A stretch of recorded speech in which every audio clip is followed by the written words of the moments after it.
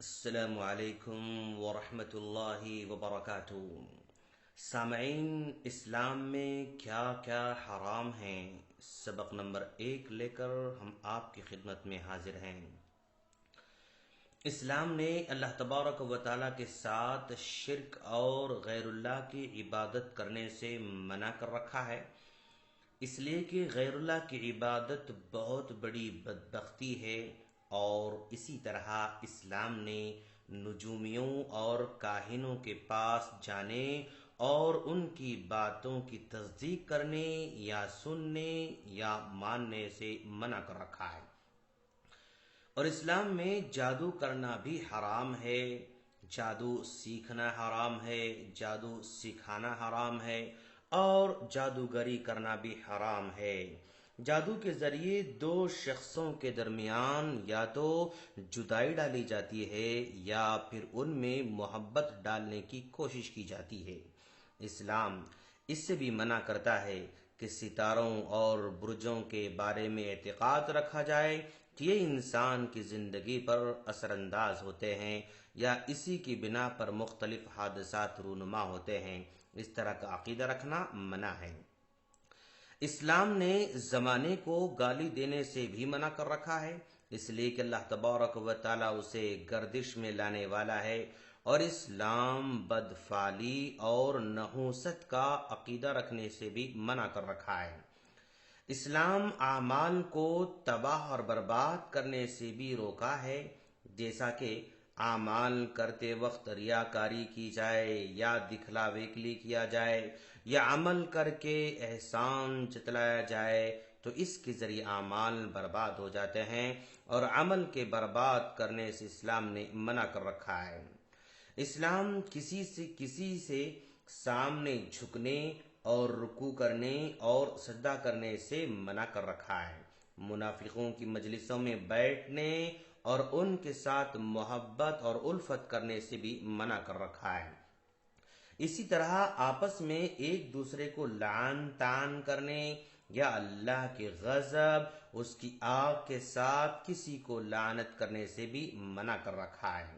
اسلام یہ بھی منع کرتا ہے کہ کھڑے پانی میں پیشاب کیا جائے، اور راستے اور لوگوں کے بیٹھنے کی جگہوں اور پانی لینے کی جگہوں میں قضائے حاجت کی جائے۔ اسلام اس کے سخت خلاف ہے۔ اور اسی طرح اسلام یہ منع کرتا ہے کہ قضائے حاجت کرتے ہوئے قبلہ رخ ہو کر بیٹھیں، اور نہ ہی اس کی طرف پیٹ کر کے پیشاب کیا جائے۔ ان دونوں طریقوں سے اسلام نے منع کر رکھا ہے۔ اسلام نے پیشاب کرتے وقت دائیں ہاتھ سے شرمگاہ کو پکڑنے سے منع کر رکھا ہے، اور یہ بھی منع کر رکھا ہے کہ قضائے حاجت کرنے والے کو سلام کیا جائے، اور سو کر اٹھنے والے کو ہاتھ دھوئے بغیر برتن میں پانی ڈالنا منع ہے۔ اسلام یہ بھی کہتا ہے کہ سورج طلوع ہوتے ہوئے اور زوال کے وقت میں اور غروب کے وقت میں کوئی نماز پڑھیں، کوئی نماز نہیں پڑھنا چاہیے، اس لیے کہ سورج شیطان کے دو سینگوں کے درمیان طلوع ہوتا ہے۔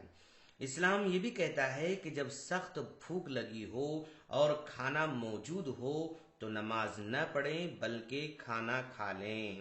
اسی طرح پیشاب زور سے آ رہا ہو اور اسی طرح بیت الخلاء کو جانے کی شدید ضرورت محسوس ہو رہی ہو تب بھی نماز نہ پڑھیں، پہلے ان دونوں چیزوں سے فارغ ہو جائیں اور پھر اس کے بعد نماز پڑھ لیں۔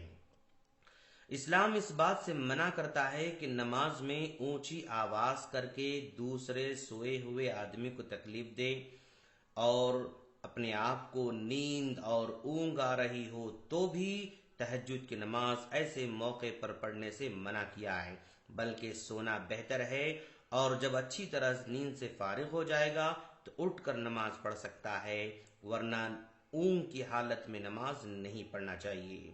اور اسلام یہ بھی منع کرتا ہے کہ نمازی وضو ٹوٹنے کے شک سے ہی نماز ختم نہ کرے، بلکہ جب تک وہ آواز نہ سنے یا بدبو محسوس نہ کرے اس وقت تک نماز کو جاری رکھ سکتا ہے۔